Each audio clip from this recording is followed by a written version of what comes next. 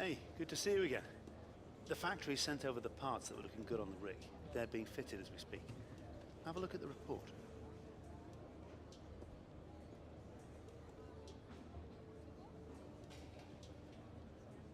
Yes, hello everyone and welcome to another episode of my F1 2017 career mode. Here today around China. As you can see here, we've got our first two upgrade packages.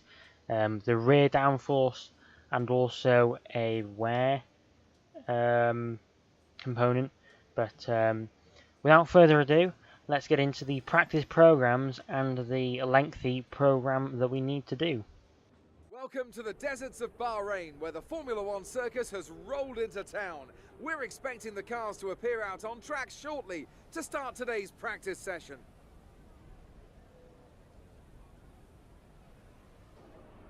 I'm here with Anthony Davidson once again. Nice to see you, Ant, and I wanted to ask you about how you go about improving the car over the course of a practice session.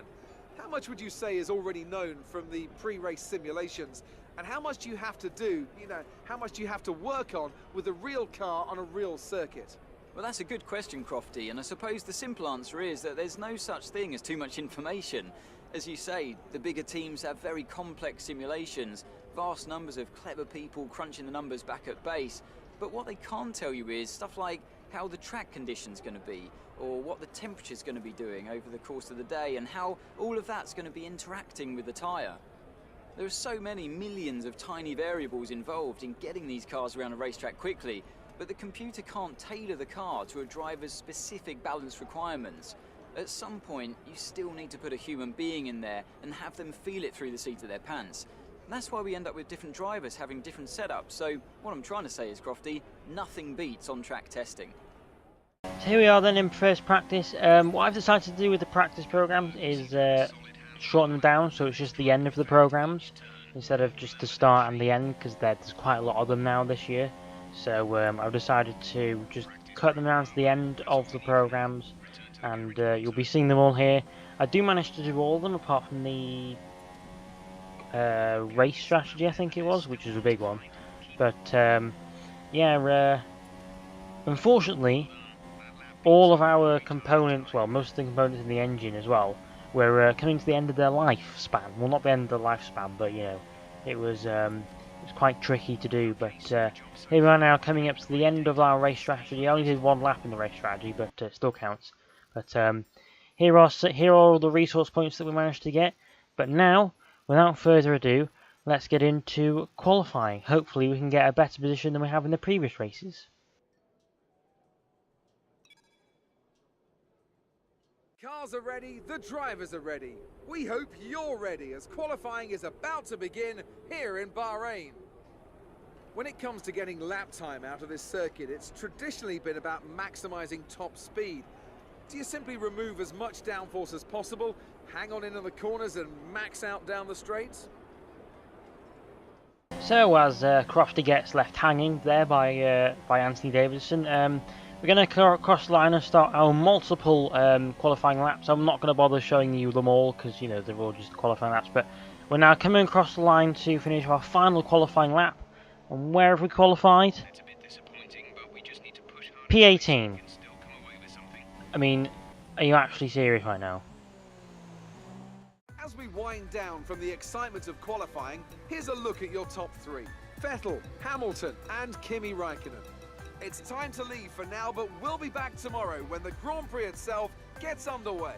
So, considering qualifying wasn't the best, as you probably saw, what I decided to do here was, just going through all the regular resource points and the rivalry update and all that stuff. But you'll see in a minute, what I decided to do was take the option of the 5th component, because I'm starting 18th anyway, I'm only going to lose 2 positions. So, I just thought, why the hell not? So what I'm going to do is I'm going to take the 5th option, and then go back to the 2nd component on all the ones that are yellow, but go back to the 1st component for the ones that are green, for the minute, anyway. Because I felt like, the ones that are already green anyway, there's no point in really replacing them with a 2nd component because they're probably good enough anyway. So As you can see here, I'm doing it in the background. I decided to do that. I don't know if it's a good decision or not. I guess we'll find out later on in the season, I guess. But without further ado, I will now hand over to Crofty to introduce you to the race.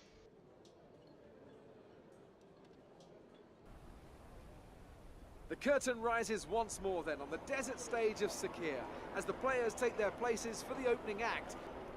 We're almost ready to go then, and this is what the starting grid looks like for today's race. Sebastian Vettel has a clear track ahead of him today. He starts in pole position, and Lewis Hamilton completes the front row. Looking down the rest of the grid, we have Raikkonen, Verstappen, Valtteri Bottas, and Perez, Massa, Ricciardo, Ocon, and Roman Grosjean. Stroll, Hulkenberg, Kevin Magnussen, and Sainz, Palmer, Ericsson, Pascal Wehrlein, and Fernando Alonso. Van Dorn and a Toro Rosso rounds off the grid. And now it's time to head down to the track. Okay, Jeff here. Can you hear me? We're not starting where we hoped, so you need to be aggressive today and push your way through the field. Again, Jeff with the aggression there. So hopefully we can live up to that aggressive strategy that Jeff wants. So there's the strategy then. We're going to do a 2-stop today, going from super soft to mediums. So, you know, using every single tyre compound here. But as we're now getting ready to go on the formation lap now, starting last because of all the components that we've taken and all that. So, I thought why not, because we're starting 18th anyway. So it seemed like a good idea. Because, we're only losing 2 positions to the 2 McLarens, so it wasn't really that much of a big issue, really. But going around now on the formation lap there, weaving away like a madman. I don't know what I was doing, but Van Dorn is going quite slow. As you can see, I was getting quite impatient here. But just going around the lap now. Warming up the tyres, doing all that stuff. Having the formation lap on this year is quite handy because it actually, it doesn't actually fade to black this time. As we, what's going on? Hold on. Why are we? Okay, for some reason we're starting 18th now. I don't know why, but as the 5 red lights come on now, it's 5 lights. The lights out, and away we go for the Bahrain Grand Prix. We've got off to an average start. But at least the 2 McLarens didn't get off to a good start, or else we would be last at the first corner. But now we're going 3 wide alongside a Sauber and a Renault, I think that is. But we've dived it down the inside of pretty much everyone in the field in the first corner. And we're now up into 9th. So it's probably the best start I've ever had in my life, to be honest. Up from 18th to 9th. I still don't know why we started 18th after the formation lap. It was kind of weird. As Pascal Wehrlein goes out and then causes a VSC, I think. Yeah, VSC. So, but yeah, I don't really know why we started 18th, considering we started the formation lap 20th and then we started 18th. That's probably a bug with the game, like there are many bugs being found out with the game and glitches since the release. I don't know if you've seen any of them, but anyway, moving on now to the actual footage that's going on. We're defending from Kevin Magnussen there quite successfully, and this will be a recurring thing through this video as we come into the pit lane now for our first stop of the Grand Prix, getting it stopped on the pit lane limiter just about. So hopefully we can get this done. Coming into our pit box now. Can we possibly get a good pit stop here from the guys? Maybe. Obviously, I've got to get a good release, but it's a 2. Is that 2.7? Can't quite tell on the preview screen. But I think it was 2.7. But at least we still came out ahead of. Well, no, actually, we came out ahead of Grosjean. Oh, and also, I don't know if I forgot to mention this. Halfway through the race, I decided to go on an alternative strategy as we lock up both tyres exiting the pit lane. So that's something you really want to do when you exit the pit lane. Pro tip: lock up both front tyres. But what I decided to do was I decided to go mediums and softs.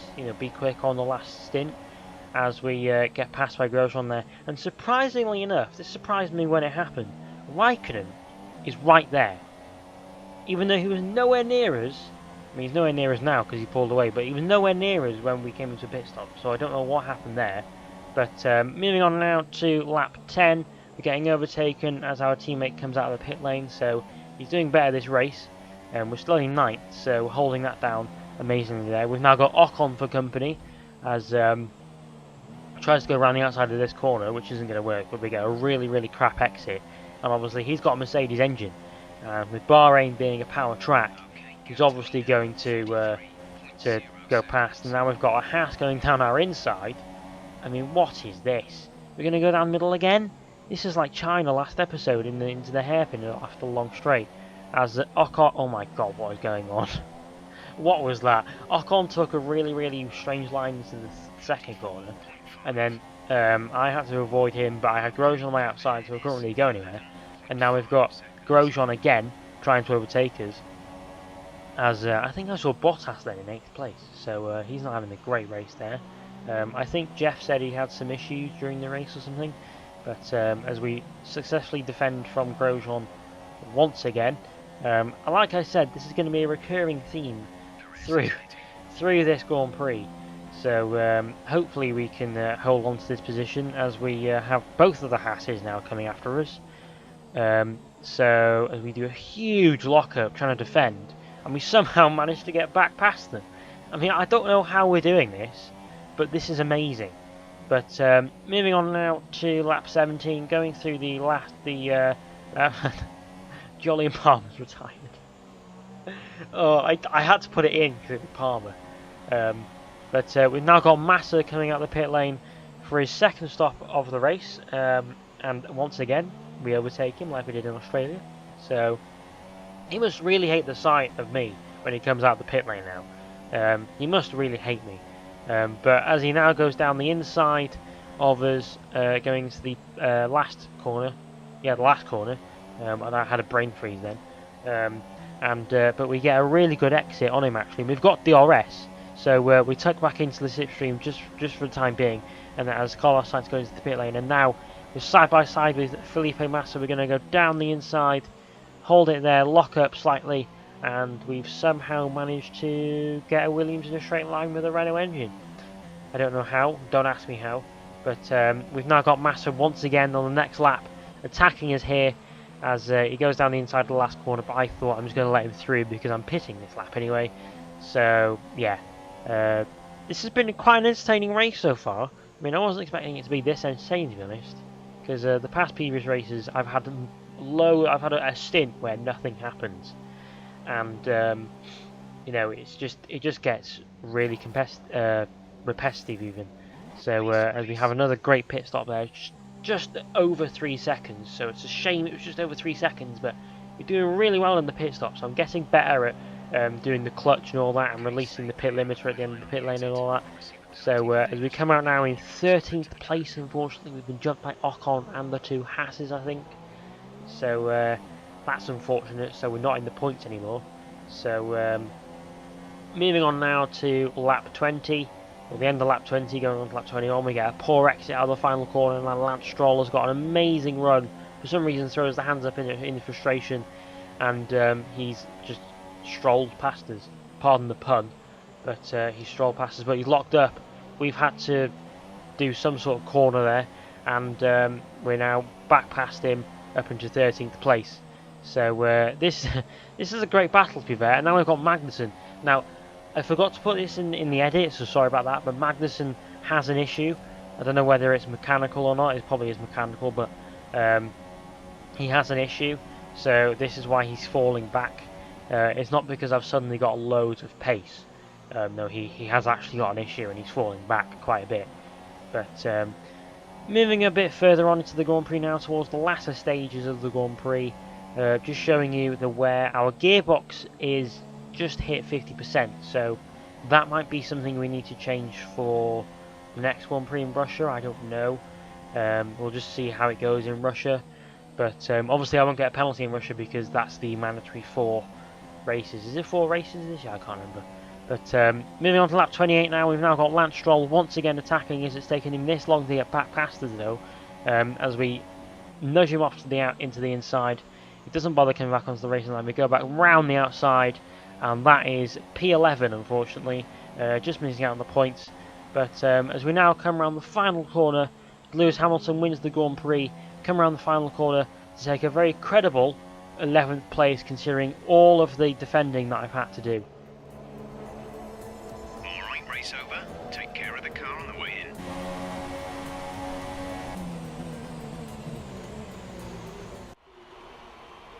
A hard-fought win today then, after a very difficult race. And Anthony Davidson, give me your thoughts. How did they accomplish this result? Without a doubt, the safety car changed everything today. The key to their success was keeping calm and reacting to the situation quickly. We've seen teams in the past throw away wins because they were too hesitant, but here they were decisive, and that's allowed them to take the advantage. Here come our winning drivers then, out onto the podium at the end of a thrilling Grand Prix. The drama and excitement are over, and it's time to let it all sink in. Congratulations to our top three today.